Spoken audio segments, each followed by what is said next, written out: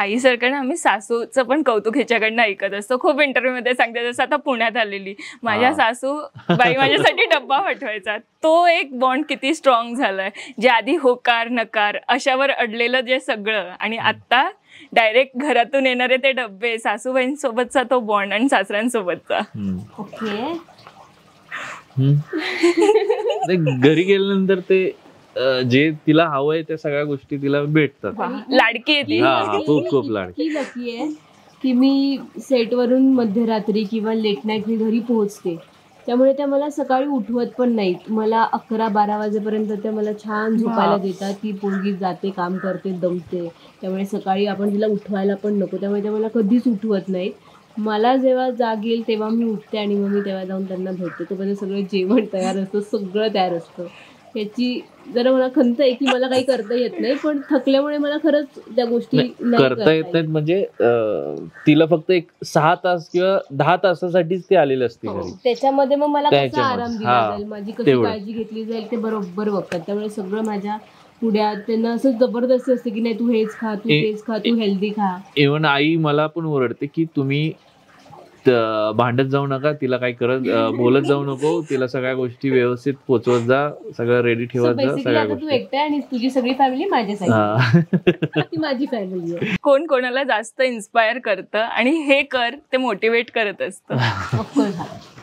कशा पद्धतीने? सगळ्याच गोष्टीमध्ये म्हणजे मला काय करायला पाहिजे, म्हणजे मला असं वाटतं की मी आतापर्यंत इथपर्यंत पोहोचले ते मी क्रेडिट याला देईन, माझ्या आईला देईन, माझ्या फॅमिलीला देईन.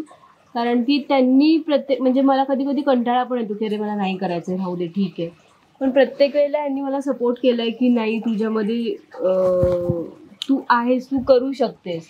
सो हा सपोर्ट करत करत मी इथपर्यंत पोहोचले. ऍक्च्युली माझ्यामध्ये 6 वर्षापासून तू करते राईट. तिच्या आईनी तर खूप सकाळी 5ला उठून 4ला उठून चालवत घेऊन जाणार, वेगवेगळे डान्स, आणि मग हेमा मालिनी सोबत डान्स करणे, आणि ते कंटिन्यू ठेवलं म्हणून ते आजपर्यंत इथे. मग त्यानंतर मी पुढे घेऊन गेलो ती वेगळी गोष्ट आहे, पण त्याच्या अगोदर बेस जो बनवला तिच्या आईनी ते बनवलं. पण ही लव्ह स्टोरी ज्या चित्रपटाच्या फ्रेंडशिप नंतर सुरू झालेली, मध्ये सीन झाले, सो ते थोडंफार काही सांगू शकशील का, की थोडक्यात की काही झालेलं असं की एवढी त्यांनी मदत केली आणि डायरेक्ट नंतर तुमच्यातला तो बॉन्ड एवढा स्ट्रॉंग होऊन लग्न झालं? बापरे, ते माझ्यामध्ये आता जरा वेगळ्या ह्याच्यातून आहे, ते कधीतरी ह्याच्यासाठी ठेव. आता ते नको. खूप डीप होतं ते, आणि त्या डीप मध्ये आम्ही सगळे एकत्र होतो. सो तिथनं आलोय आता बाहेर आणि सगळं सॉर्ट आउट झालेलं आहे. सो आता होते. चालेल, एवढा चांगला आता जो संसार सुरू आहे, एक ना आवडते दोघांनी एक सवय सांगावी दोघांची.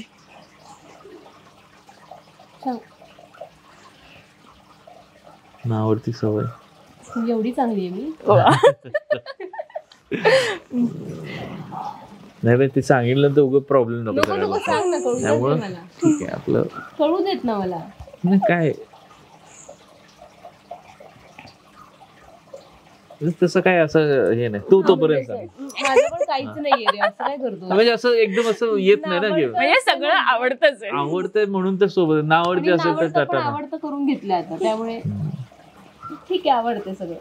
चालेल, आता सगळ्यात शेवटीकडे येते की ना, मराठी मनोरंजन सृष्टीमधील मालिका, चित्रपट, नाटक तसेच कलाकारांबद्दलच्या नवीन अपडेट्स जाणून घेण्यासाठी नक्की सबस्क्राईब करा इट्स मज्जा मराठी या आपल्या नवीन YouTube चॅनलला.